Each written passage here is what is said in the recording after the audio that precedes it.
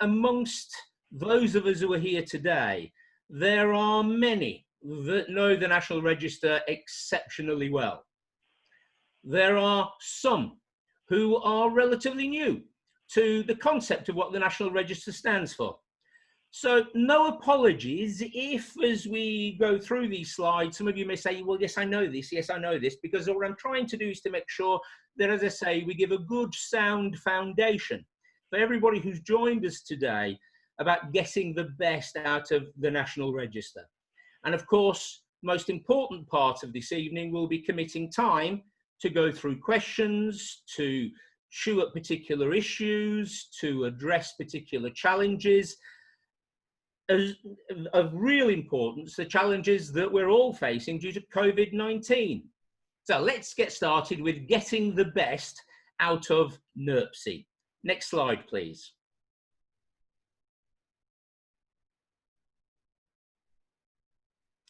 Well, the subject matter for today, me and the National Register. And when it says me, it doesn't mean me, it means you and the National Register. It is a very personal relationship.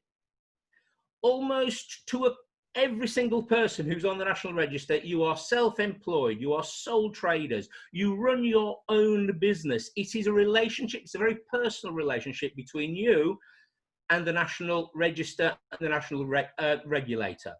So what is it that we can do more for you, that you can get out of the National Register to ensure that you're getting the best that you possibly can from what is your asset and what is a national asset? To help us with that, a very quick gallop through the National Register's history, what brought it into being, its current role, how that's slightly different to historically what it may have been, and actually asking a very key question. Why does a profession like ours need regulation, and why does it need registration? And what's the difference between the voluntary and our strategic goal in becoming a statutory regulator with true protection of title on your behalf? And then a quick review of the three key legs of the National Register, which is qualifications, experience, clearances and vetting. So that's the agenda for the slides part of our presentation. So next slide, please. So what is the National Register? Well, it is the independent voluntary regulator in the United Kingdom for spoken word interpreting within the public sector. Our role is to identify, promote and maintain best practice. Now, historically, that's been very much focused on the best practice of the registrants, of those individuals who have the qualifications, who have the experience, who've got the clearances, and who choose to abide by the code of conduct. And therefore, it's the promoting and the maintaining of best practice amongst that constituency. But just recently, we've also taken on the mandate of challenging the public sector, of challenging the private agencies that are within our ecosystem, to stress to them the need for best practice across the whole of the ecosystem for one simple reason. And that reason is our ultimate role, which is the protection of the public. It is a massively unbiased relationship between the public sector and an individual, be it a victim of a crime, be it a witness of a crime, be it a suspect, be it somebody who needs to have a conversation with the immigration services, or indeed somebody who needs a life-threatening consultation with a doctor. It is a truly unbalanced relationship. And the National Register's role is to help that balance with protection of the public at its core and the calling to account all of the organisations involved in the ecosystem, saying to them, where's your best practice, as well as the registration and the regulation of registered public service interpreters. If we move on to the next slide, please. As a quick reminder, following the Begum case from 1993, and if you're not sure what that is, then do look it up, the Iqbal Begum case of 1993, following a review as to what was needed as far as help within the judiciary, it was the judiciary that called for the setting up of a national register of interpreters who were qualified, who were experienced, who had clearances. And that was due to this multilingual nature of modern Britain. And my goodness, how that's changed. This is back in 1993, 1994. And you compare the multicultural nature of Britain today to that, even more so. Public services absolutely need to provide access to all, irrespective of language barriers. So if somebody cannot speak English, this country is duty bound to put an interpreter in place so that that individual can understand what is going on as if they could speak English. And it is the National Register's role to do everything that we can to exercise every sinew and muscle to ensure that the individual who's carrying out that role as a public service interpreter is qualified, is experienced, has clearances, abides by the code, is regulated, and is registered. We've still got a long way to go, as we know. And to my mind, one of the strongest examples of that is the Tran case from last year from Preston. And if you're not sure of what happened in the Tran case, I would again encourage you to have a look at your browser and see what you can uncover about it. Put simply, Tran was on the register. Tran was off the register in 2017. Notwithstanding that, Tran was still being used by the private agencies on their lists and continued to actually carry out miscarriages of justice. And it took 2 years for the judiciary to catch up with Tran. Next slide, please. Now, in 2011, the National Register stepped away from the Chartered Institute of Linguists and actually became its own independent organisation.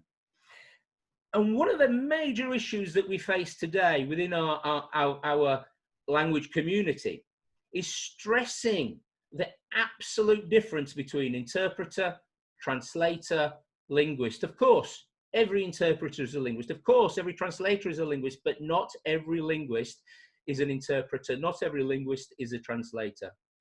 And there are organizations within our ecosystem that will often use the term linguist when they mean interpreter. And they say it's just a shorthand. I would say that's not the case. I would say that it is a matter of policy.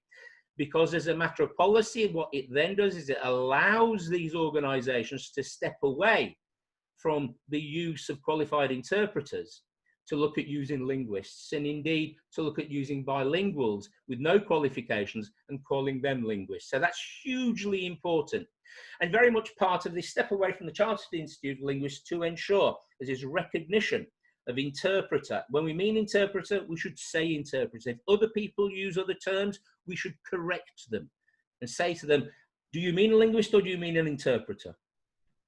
The National Registry is a not-for-profit company. It has a board comprising lay and practitioner members, and indeed, I know of at least one of our board who's with us today. Lali, it's lovely to see you here again this evening. And we are celebrating 9 years of independence this year.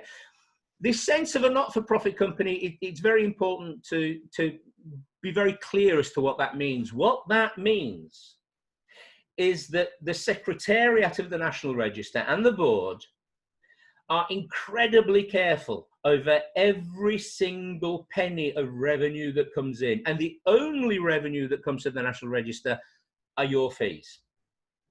So when you become a registrant, when you pay your fee, you are assured that every other person is paying the same amount. There's no varying scales for fees. And you are assured that we are very jealous custodians of those funds to ensure that we squeeze and get the very best out of them. As a not-for-profit, we're not building up a cash mountain of reserves. That's not what the National Register is about. That revenue which comes in is deployed to support and look after and to advocate and to lobby on your behalf and to make sure that the National Register is as easy to use and as easy to access and very open public access to give you the best chance to be able to do the best possible work in support of the public. Next slide, please. So we need to recognise the qualifications and indeed the experience needed to become a professional interpreter. We need to ensure that we maintain that website and the National Register, and we need to ensure that that is available to all the public and to everybody working in the public sector. There was an instance only earlier, actually this month, back in early June, where we uncovered there was one particular organisation in the public sector that had actually switched off the National Register, that wasn't allowing people within that organisation to access the register. We were aware of it, we spotted it, we tackled it. The National Register is a national asset. You as registrants are national assets.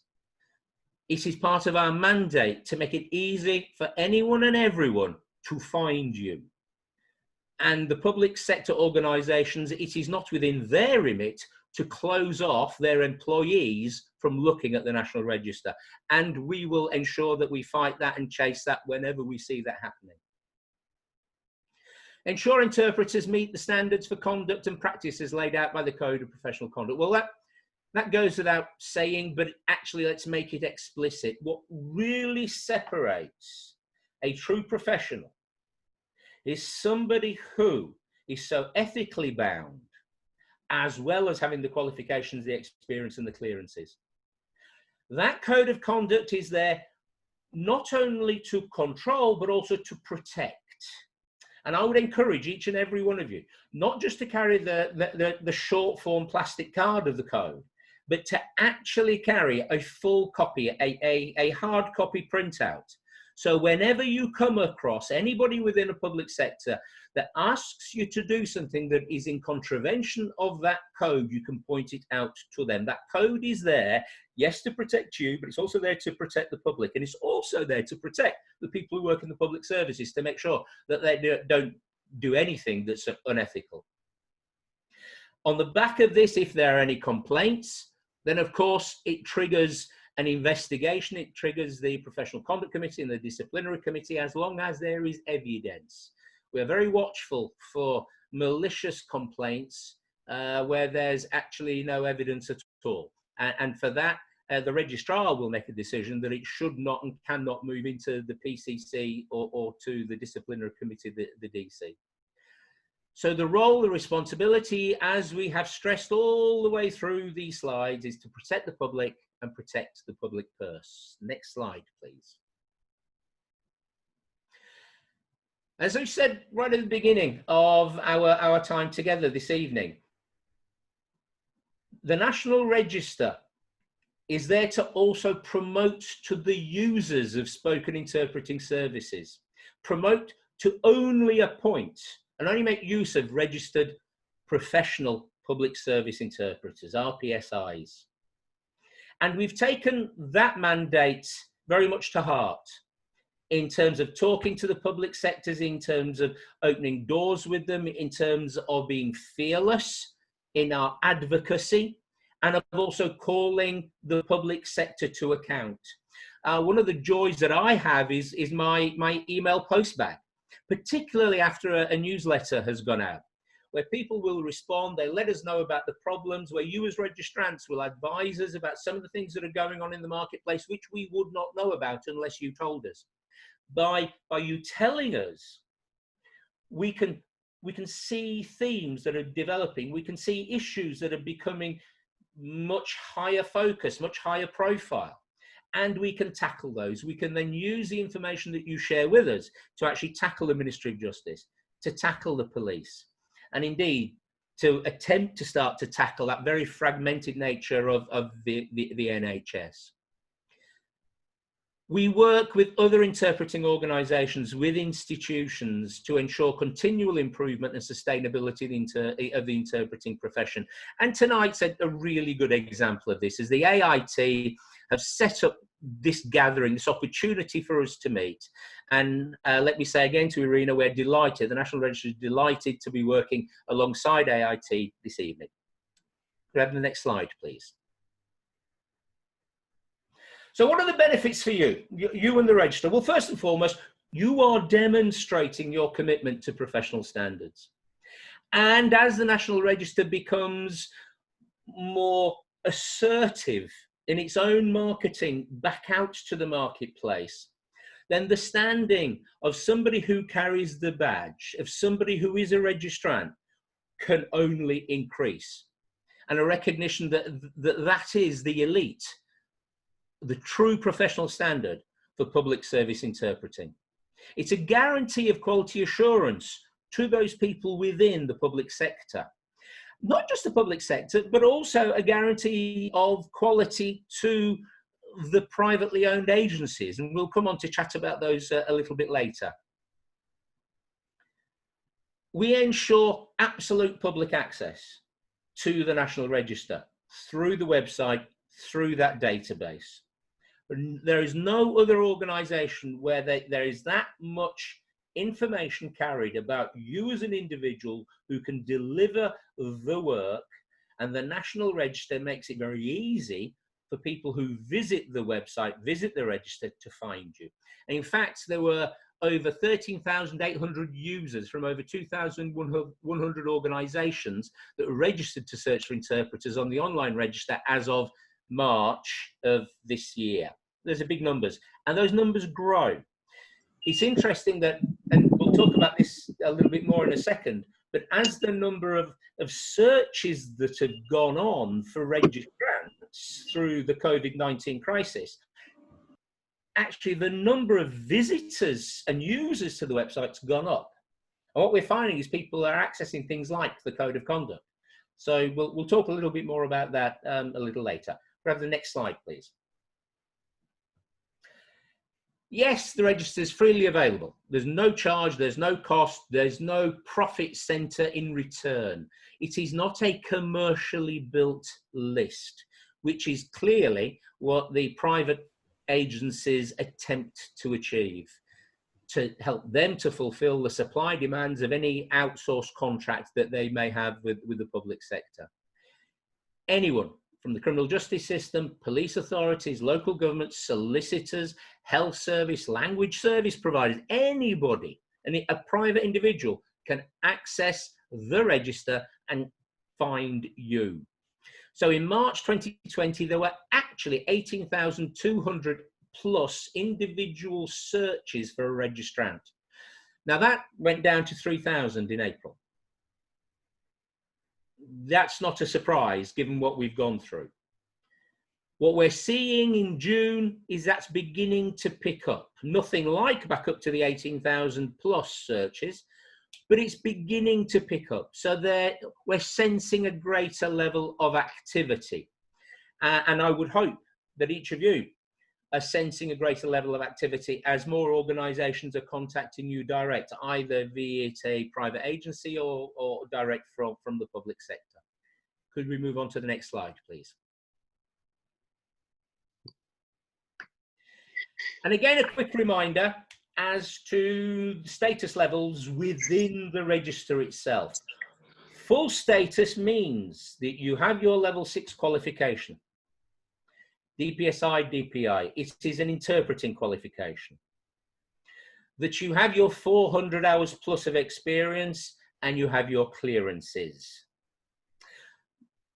Over 90% of the registrants on the National Register are at full status.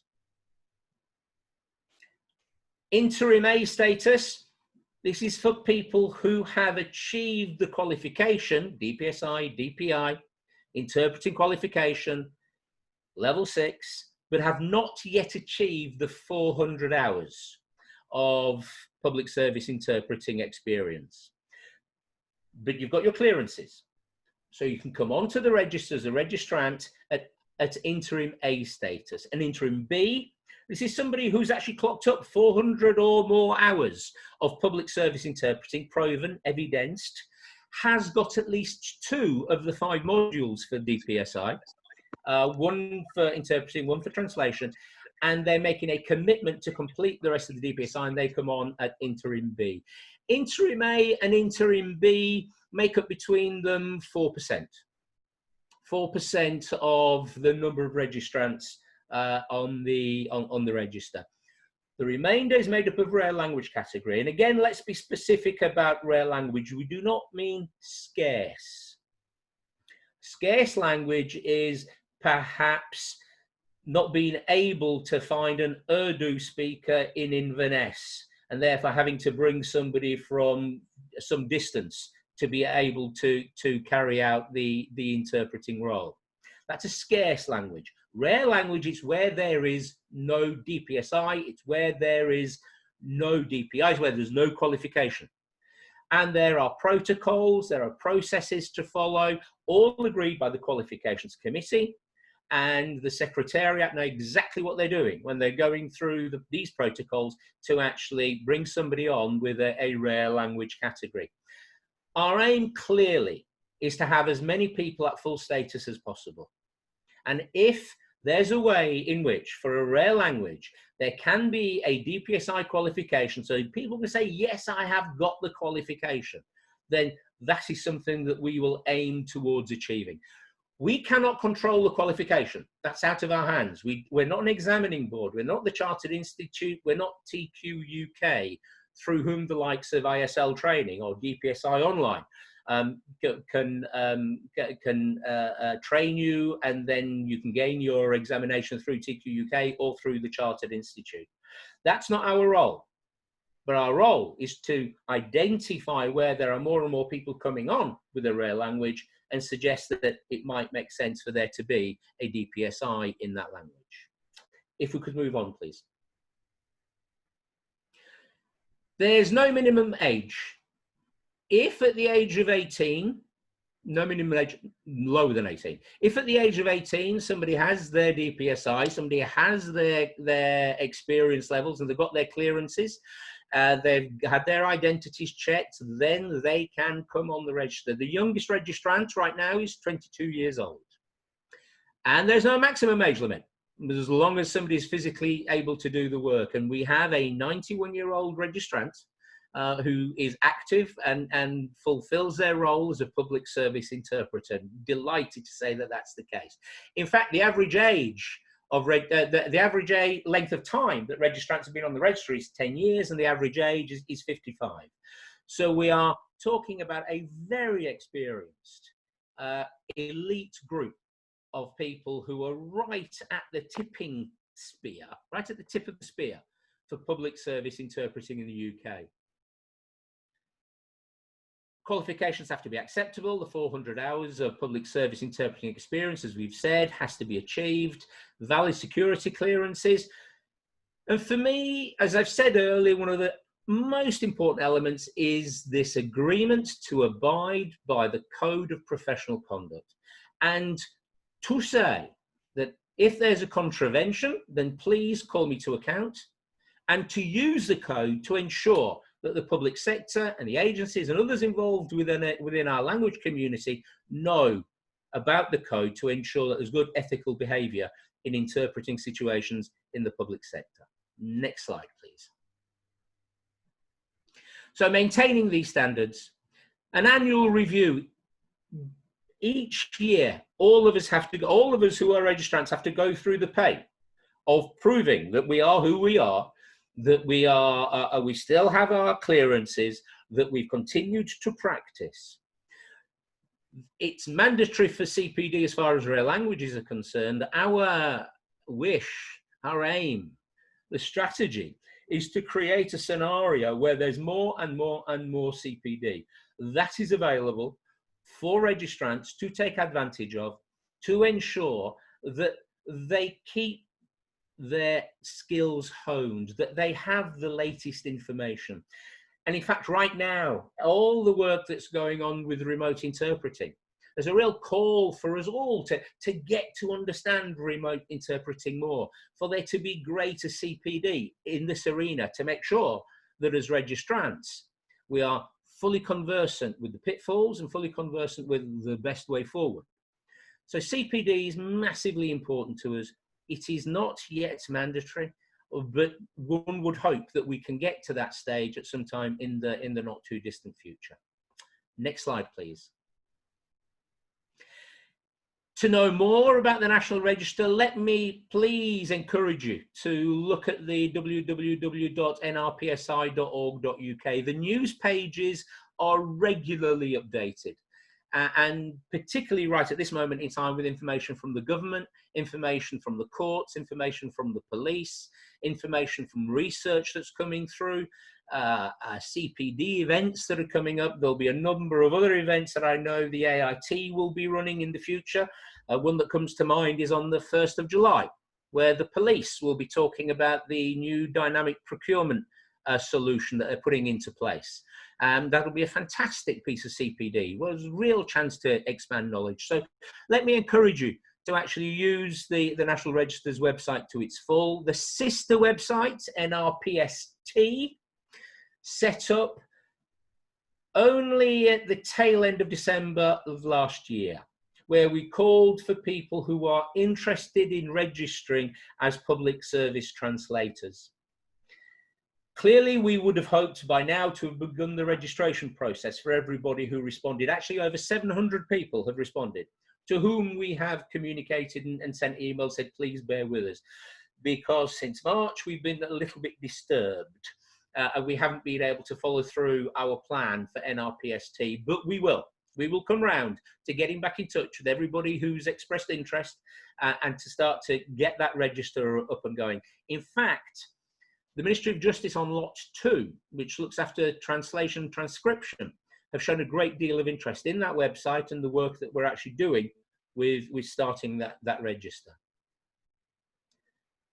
You need to know more about me, need to know more about the National Register on LinkedIn. Let me encourage you to use LinkedIn much more. It's an amazing tool. Once you build up your contact base, once you project yourself, which I know some of you do incredibly well, but let me encourage you all to do this. And don't forget, you have your National Register of Public Service Interpreters, registrants, regulated and registered interpreter logo, which you can actually use on your sites, which is a great visual tool to use to get you to stand out from the crowd. Let me encourage you to use LinkedIn more. In fact, only today, an article that we've written and just had finally approved has been posted, which is actually talking about, in the current environment today, how vital it is to have professional interpreters talking with all the language communities to ensure that they're getting the right messages from the government, that they're getting all the changes and all the shifts.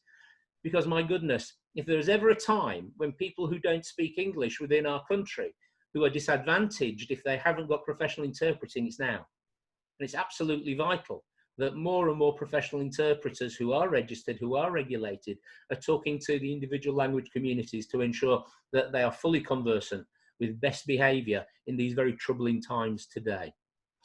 And if ever any of you wish to get in touch, please use the email address mike@nrpsi.org.uk. Clearly, there are other email addresses. Those email addresses are, as far as the registration is concerned, with our professional standards, with the administration. But if you need to address me directly, please use that email address. It is my absolute pleasure to be here today. I've ended, if you like, the official foundation for our dialogue, and now open to questions. Thank you very much indeed.